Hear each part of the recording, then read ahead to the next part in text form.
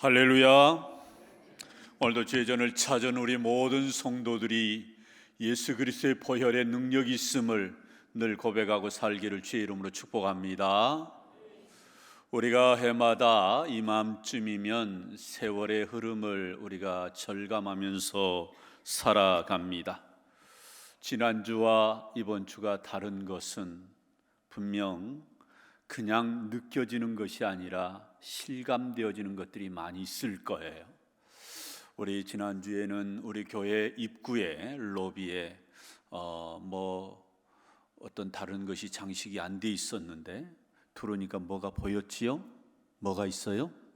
성탄 장식이 되어 있는 겁니다. 성탄 장식을 볼 때마다 저는 그런 생각이 들어요. 우리가 해마다 연말쯤 가면 세월의 무상함, 너무 세월이 빠르다. 그래서 많은 사람들이 일종의 허무감을 갖게 되는 거지요. 야, 이렇게 또 한 해가 저물어 가는구나. 또 한 해 나이가 들어가는구나.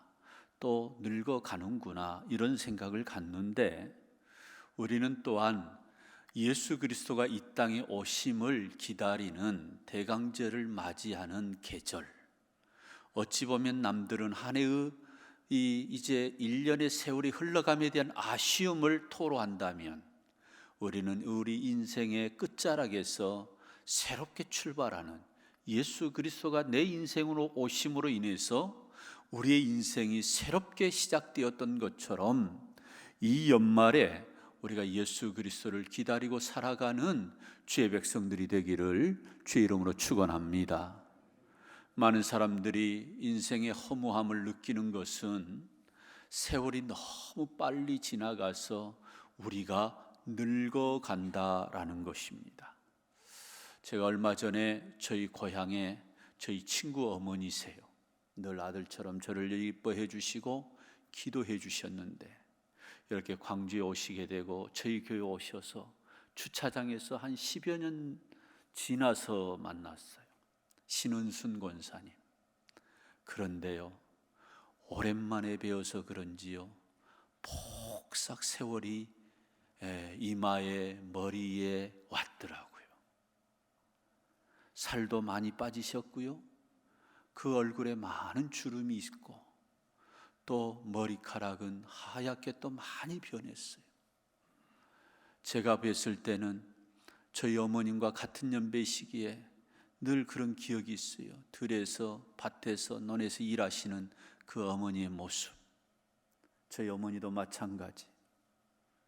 얼마 전까지 동서남북 홍길동처럼 날아다니셨던 분이신데 이제 나이가 들어가지고요, 그런 날아다니시는 모습은 온데간데 없고 다리를 질질질 끌면서 걸으시는 모습. 오랜만에 뵈었는데 그 권사님도 나이가 들었더라고요. 그래서 많은 분들이 세월의 무상함 속에서 이와 같이 이러한 세월의 덧없음, 세월의 빠름, 이런 것을 경험하고 삽니다. 우리가 늙어가면서 우리에게 찾아오는 불청객 4가지가 있다고 그래요. 이것은 어느 누구도 예외가 아닙니다. 첫 번째 불청객이 뭐냐면 생활의 어려움 또는 경제적인 어려움이지요. 우리나라 노령 인구의 28%가 노인 생계형으로 살아간다는 거예요. 노령 인구 가운데 은퇴했지만 퇴직했지만 여전히 생계를 위해서 일을 해야만 하는 그런 현실의 냉혹함 속에서 살아가는 거예요. 10분 중에 3분은 이렇게 산다는 거죠. 그래서 많은 분들이 지금도 힘겨워합니다. 또 두 번째로 찾아오는 또 하나의 불청객이 뭐냐면 병으로 인하여서 고통당하는 겁니다. 자식들 위해서 한평생 살아오셨던 우리 부모님들이 이제 남은 훈장이 있다면 그것은 바로 우리 몸에 여기저기 안 아픈 것이 없는 그런 질병, 이것들을 하나 둘씩 다 갖고 계신 거예요. 허리가 안 좋고 다리가 안 좋고 치아가 안 좋고 심지어는 병원에서도 치료를 포기하는 어떤 중환병에 걸려서 고통당하는 그러한 사람들이 부지기수로 많습니다. 제가 요사이 저희 어머님이 치아가 안 좋아가지고 병원을 자주 모시고 왔다 갔다 하는데 그 전대병원에 왜 그렇게 환자들이 많은지 놀랬습니다. 건강한 모습으로 사니까 그런 것이 안 보였어요. 저희 어머님을 모시고 병원에 가면서 그런 연약한 자들이 더 눈에 들어오더라고요. 제가 번호표를 받는데 오후 한 서너 시에 가서 받는 번호표가 1600번, 1800번. 언제는 한 번 월요일 날 받은데 2200번이 되는 거예요. 그 병원 하나에만 하루에도 수천 명이 진료를 받기 위해서 그 아픈 몸을 이끌고 오시는 거예요. 그런데 그 대부분의 사람들이 누구냐? 저희 어머님 세대들이 많아요.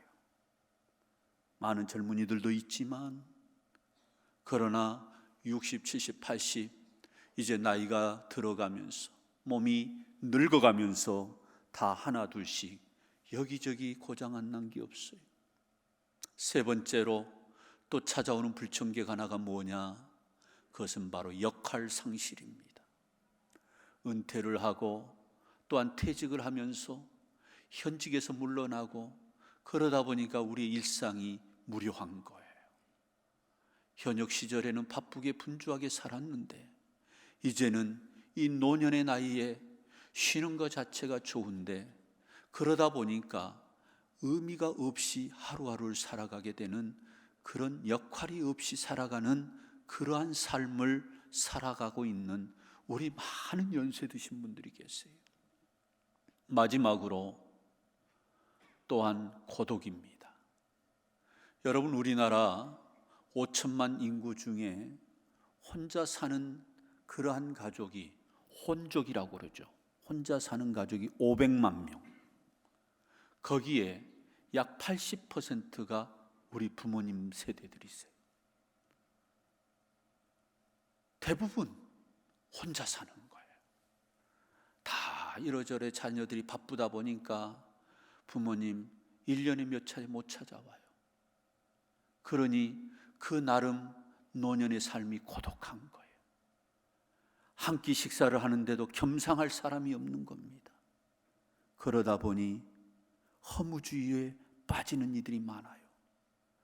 하루 종일 우두커니 말할 상대가 없다 보니 TV 바라보다가 그러다가 주무시고 그렇게 사는 거예요. 그렇다면 우리 믿는 사람들은 나이가 들어감에 따라서 우리는 어떻게 살아야 될 것인가? 우리는 또한 어떻게 늙어가야 될 것인가? 이게 우리의 관심사가 되어야 되는 거지요.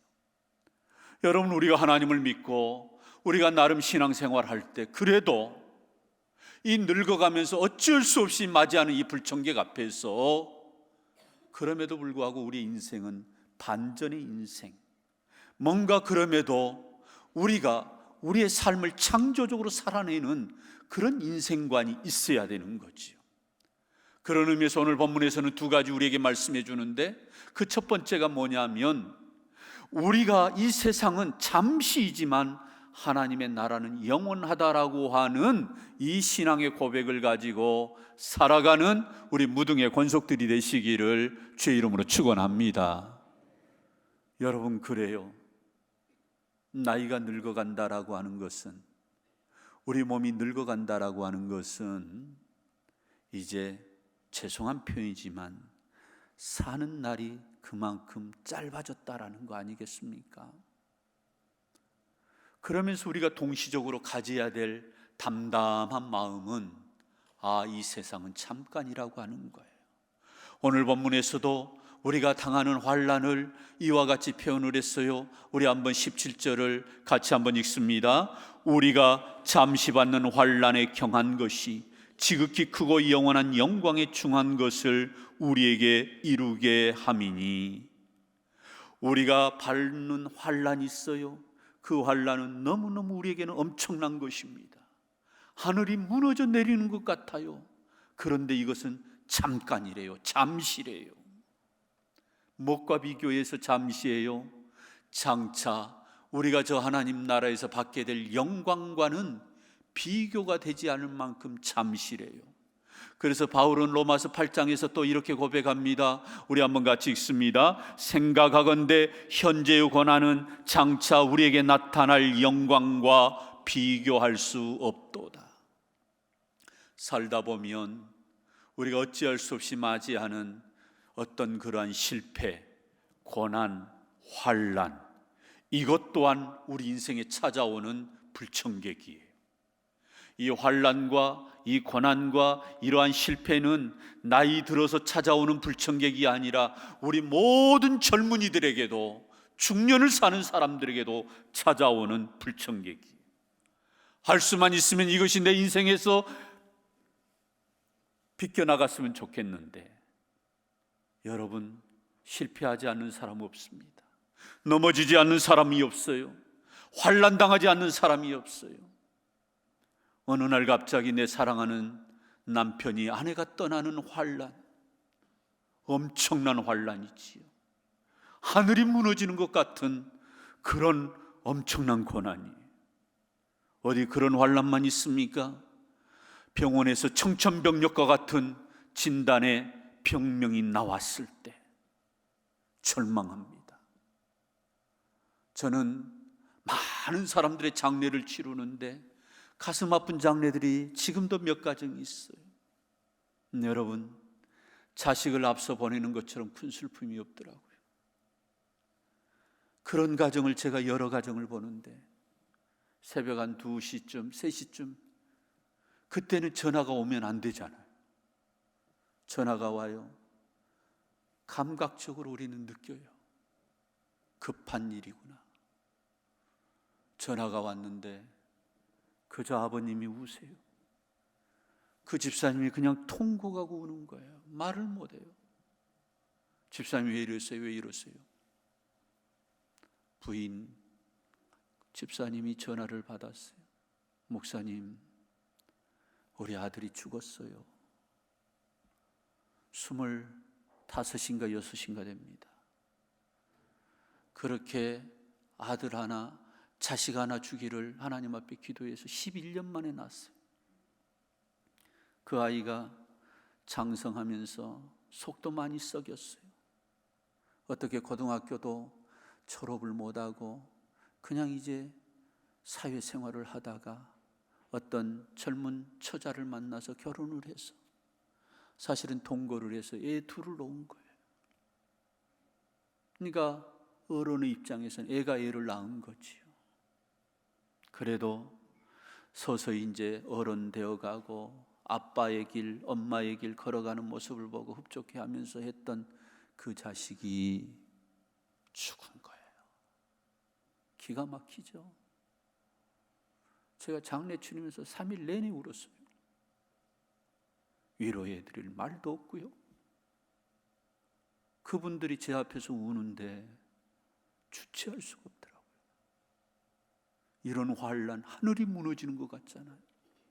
그런데요, 어쨌든 우리의 삶에서는 이 환난이 엄청나게 중한 것이지만, 무거운 것이지만, 장차 하나님 나라에서 우리가 받게 될 영광과는 비교가 되지 않는다면, 나는 지금 이거 환난 때문에 5년, 10년 고통당하고 있는데 그것이 잠깐이라고 말씀해요. 그렇다면 우리의 인생과는 바뀌어야 되는 거지. 아, 그렇구나. 내가 이 땅 가운데서 살아가면서 내가 늙어가는 것 어찌할 수 없지만, 내가 나이 들어서 내 몸이 늙어가는 것 막을 수는 없지만, 그러나 우리는 저 하나님의 나라를 바라보는, 그곳에서 받게 될 그 영광을 바라보는 그러한 신앙의 고백을 가지고, 이 인생관을 가지고 앞으로 살아가시는 우리 모든 무등의 권속들이 되기를 주의 이름으로 축원합니다. 오늘 본문의 마지막 18절에서도 뭐라고 말씀합니까? 보이는 것은 잠깐이요, 보이지 않는 것은 영원함이라 그랬어요. 이 신앙의 고백이 있는 자는 내가 늙어짐에 대해서 담담하게 받아들이는 거예요. 노사연 씨의 바램이라는 노래의 가사말이 그렇게 좋더라고요. 언제 한번 소개하랍니다마는 거기에 보면은 이런 가사가 있어요. 우리는 늙어가는 것이 아니라 뭐 한다고요? 익어가는 것이래요. 여러분, 익어간다. 현실은 늙어가는데 익어간다. 생각의 전환일까요? 우리 그리스도인들은 하나님을 바라보고 하나님 나라를 바라보기 때문에 늙어짐을 담담히 받아들이고, 이러한 불청객이 오는 것을 우리가 담담히 받아들이고, 영원한 하나님의 나라, 그곳에서 받게 될 영광을 우리가 바라보면서 우리는 이 인생관을 가지고 늙어짐을 담담히 받아들이고, 어떤 고난과 환난도 우리가 영적으로 소화시키면서 살아가는 우리 무등의 권속들이 되기를 주의 이름으로 축원합니다. 또한 마지막 두 번째로는 우리가 나이 들면서 이 늙어짐 속에서 우리 그리스도인이 가져야 될 또 하나의 인생관은, 우리의 겉사람은 낡아지지만 우리의 속사람은 날마다 새로워지는 삶을 살아가기를 주의 이름으로 축원합니다. 오늘 보면 16절에서 뭐라고 말씀합니까? 우리 한번 같이 읽습니다. 그러므로 우리가 낙심하지 아니하노니 우리의 겉사람은 낡아지나 우리의 속사람은 날로 새로워지도다. 아멘. 여러분, 이것이 신앙의 신비입니다. 여러분, 분명한 것은 우리는 나이가 들면 늙어가는 겁니다. 낡아집니다. 고장나게 돼 있어요. 기능이 떨어지게 돼 있습니다. 그게 자연스러운 거예요. 그러나 더 중요한 것은 우리의 속사람은 새로워질 수 있다라는 거예요. 여러분, 우리의 속사람이 어떻게 새로워질 수 있다라는 얘기일까? 하나님이 우리를 창조하실 때 특별히 하나님의 형상으로 우리를 빚으신 거예요. 다시 말씀드리면 우리의 이 육체는 나이가 들면 늙어가게 돼 있습니다. 그러나 우리 속에 있는 내 영은 날마다 우리가 더 새로워질 수 있고 날마다 젊어질 수 있음을 우리 모두는 믿고 고백하기를 주의 이름으로 축원합니다. 세상 사람들이 즐겨 피는 담배는 우리의 수명을 8년을 앞당긴답니다. 그러니까 내 생체 나이에다가 플러스 8년을 더하면 된다는 거예요. 그 사람이 술 담배를 피고 산다. 그 사람의 나이가 50세면은 실제 그 사람의 나이는 호적상은 생년월일로는 50세이지만 육체로는 이미 58세, 60세를 산다는 얘기예요. 여러분, 그만큼 이러한 것은 우리 몸에 유익하지가 않아요. 그러나 반대로 우리가 영적으로 날마다 새롭게 사는 그런 영적인 나이가 있다는 거예요. 영적인 젊음이 있다는 얘기입니다. 그래서 우리가 날마다 새로워진 삶을 살려면, 그렇다면 구체적으로 어떠한 삶을 살 때 우리의 영이, 우리의 속사람이 날마다 새로워질 수 있을까요? 세 가지입니다. 첫 번째로는 하나님의 말씀을 사모하고 이 말씀을 잘 먹어야 됩니다. 여러분, 건강한 사람의 3요소가 있습니다. 가장 기본적인 거예요. 건강한 사람 잘 먹습니다. 건강한 사람 잘 숨을 쉽니다. 건강한 사람은 잘 움직여요. 간단한 거지만 건강을 체크하는 데서 이 세 가지는 핵심이에요. 잘 먹고 잘 숨 쉬고 잘 움직이는 거. 잘 먹는 것을 못 하신다. 건강이 약해진 겁니다. 숨을 제대로 못 쉬고 호흡기를 달고 산다. 건강이 약해진 겁니다. 제대로 정상적으로 움직이고 활동하지 못한다. 그러면 그 사람 건강이 약해진 거예요. 그런데 이것이 영적인 원리하고 똑같아요. 여러분, 무엇보다도 우리의 속사람이 날로 새로워지려면 우리도 잘 먹을 수 있기를 주의 이름으로 축복합니다. 여러분, 그래서 우리 예수님이 먹는다라는 상징적인 메타포를 사용하셨어요. 그래서 마태복음 4장에 보면 우리 예수님이 그 40일 동안 잡수시지 못한 우리 예수님, 금식하셨던 예수님이 사단의 시험 앞에서 뭐라고 말씀하느냐? 이렇게 말씀합니다. 우리 한번 같이 읽습니다. 사람이 떡으로만 살 것이 아니요 하나님의 입으로부터 나오는 모든 말씀으로 살 것이라. 아멘. 하나님의 입으로부터 나오는 모든 말씀으로 뭐 할 것이라? 살 것이라. 우리의 영은, 하나님의 형상은 하나님의 말씀을 먹어야 산다는 거예요. 그래서 우리 예수님이 요한복음 6장에서도 오병이어 물고기 2마리와 보리떡 5개로 5,000명을 배불리 먹이고도 12강줄기가 남는 그 엄청난 이적을 행하시면서 많은 사람들이 야, 예수님이면 우리의 경제 문제는 끝난다 해서 임금 삼으려고 할 때 우리 예수님이 그들을 향해서 뭐라고 말씀해요? 나는 하늘에서 내려온 생명의 떡이니라. 나를 먹어야 너희들은 산다라고 말씀해요. 또한 우리 예수님이 말씀합니다. 그 제자들을 불러놓고 이것은 나의 피니 참된 음료로다.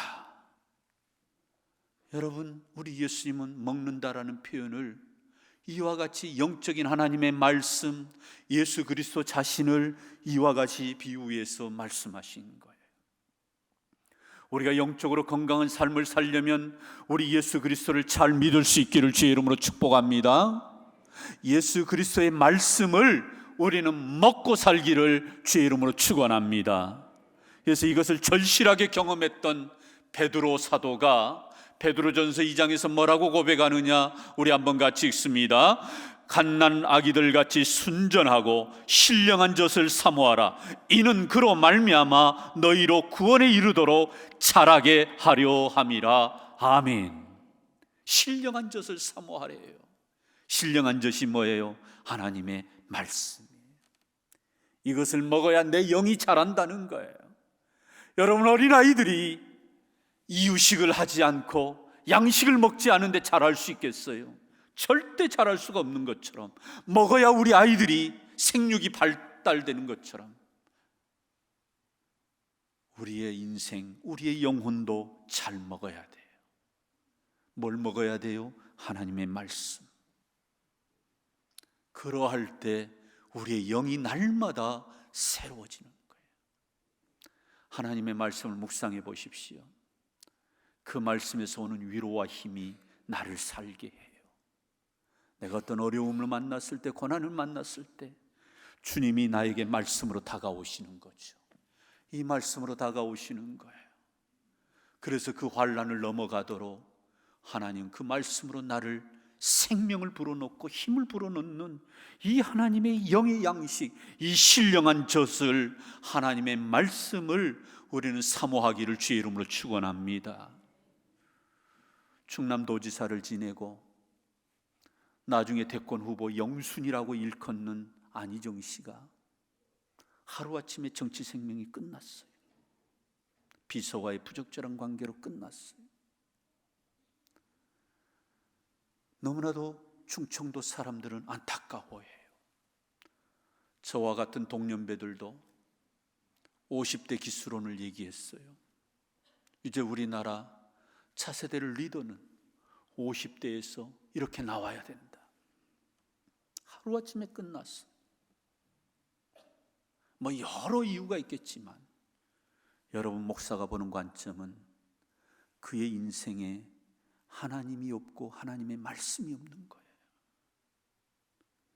하나님이 있었다면, 그 인생 가운데 하나님의 말씀이 딱 중심에 있었다면 그런 남들이 보지 않는 가운데서 부적절한 일, no, 하나님 말씀이 나를 제어하는 거예요. 그래서 그러한 길에 넘어가지 않는 거지요. 그래서 우리는 야곱의 아들 요셉을 존경하는 거예요.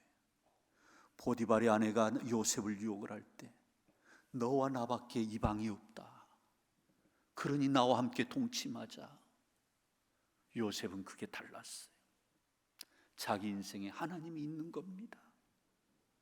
하나님의 말씀이 있는 거예요. 아닙니다, 아닙니다. 이 자리에는 당신과 나만 있는 것이 아니라 하나님이 계십니다. 결국은 내가 이 하나님 말씀 붙들고 내가 이 말씀 붙잡고 사는 것 같은데 반대예요. 하나님의 말씀이 내 인생 붙잡아 주는 줄로 믿습니다. 하나님의 말씀이 나를 생명의 길로 인도하는 것이지 세상의 다른 어떤 것이 나를 생명의 길로 인도할 수가 없는 거예요. 두 번째로, 우리가 날마다 영적으로 속사람이 새로워지려면 우리는 잘 숨을 쉬어야 됩니다.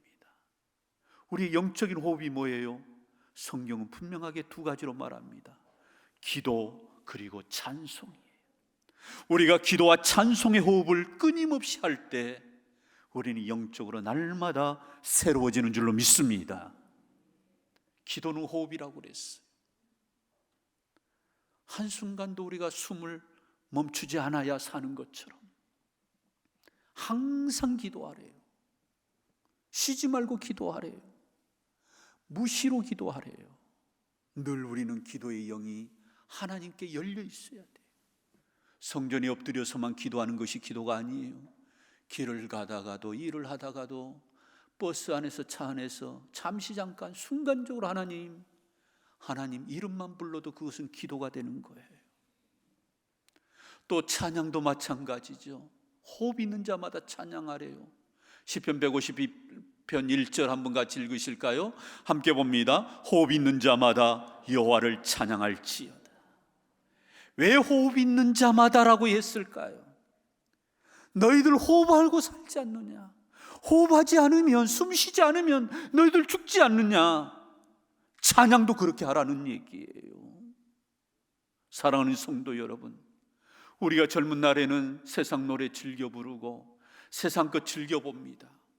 그러나 나이가 들어가면서 우리의 삶 가운데에, 우리의 입가에 하나님을 향한 찬양이 우리의 입술에 달고 살기를 주의 이름으로 축원합니다. 여러분, 얼마나 귀한 찬양이에요. 오늘도 여러 곡을 이와 같이 우리 할렐루야 찬양대에서 불렀어요. 메들리로 하신 거죠. 몇 곡을 그렇게 했어요. 주의 보혈 능력이 있도다. 골고다의 보혈로. 여러분, 이러한 찬양들이 주님의 은혜, 주님의 사랑을 생각나게 하고 또 그 은혜를 내가 다시 한번 상기하면서 하나님께로 나를 한 걸음 한 걸음 데려다 주는 거예요. 마지막 세 번째로, 또한 우리가 날마다 새로워지려면, 우리의 속사람이 날마다 새로워지려면 우리의 삶 가운데 행함이 있는, 행동하는 신앙의 삶을 살아가기를 주의 이름으로 축원합니다. 여러분, 건강한 사람의 세 번째 특징이 뭐였다고요? 잘 움직여야 돼요. 움직이지 못하고 누워있으면 그 사람은 건강하지가 않는 거예요. 영적인 원리도 똑같습니다. 우리가 세상 일로 분주하게 젊은 날 바쁘게 살아왔어요. 그러나 나이가 들어가고 늙어짐에 따라서 우리에게 남는 것이 있다면 시간이에요. 그것이 복음이에요. 제가 일부 예배 때 우리 교회 최고령의 봉사자를 제가 소개한 바가 있어요. 우리 교회 최고령의 봉사자는 몇 세쯤 될까요? 송재인 집사님 91세. 저는 놀라지 않는 여러분을 보고 더 놀랍니다. 91세 건강을 유지하기도 어려운데 일부 찬양대에서 탁 쓰셔가지고 찬양하는데요, 물론 행동은 좀 느릿하시고 뭐 그러실 수 있어요.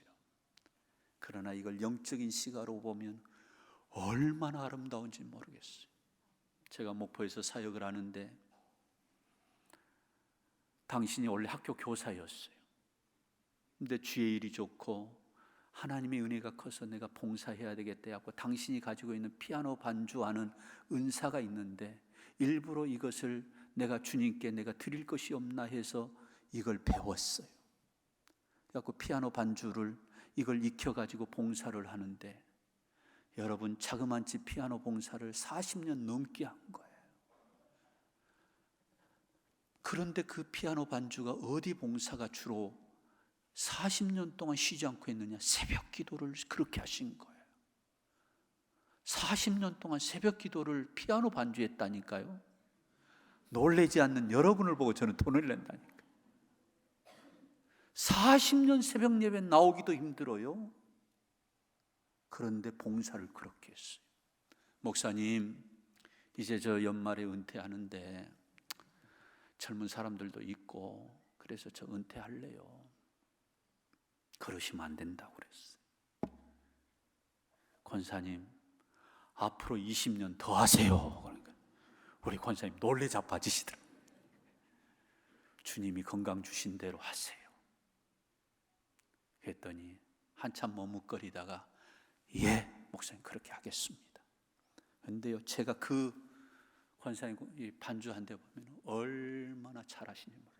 40년 하셨기 때문에 안 보고 이렇게 해 나가시는데요, 젊은이들 못지않게 사부를 쳐요. 사부를. 여러분, 목사인 제가 봐도 너무나도 아름답게 보이는데 우리 하나님이 보실 때 얼마나 아름다울까요? 우리 신앙이 성장하려면 여러분 다른 거 없어요. 행함이 있어야 됩니다. 그래서 야고보 기자는 뭐라고 얘기하느냐? 우리 한번 봐보실까요? 야고보 2장의 말씀인데요, 우리 한번 같이 읽습니다. 영혼 없는 몸이 죽은 것 같이 행함이 없는 믿음은 뭐한 것이라? 죽은 것이니라. 여러분, 교회 안으로 더 들어오세요. 어떻게 들어와요? 봉사하고 섬기는 자리로 들어오셔야 돼요.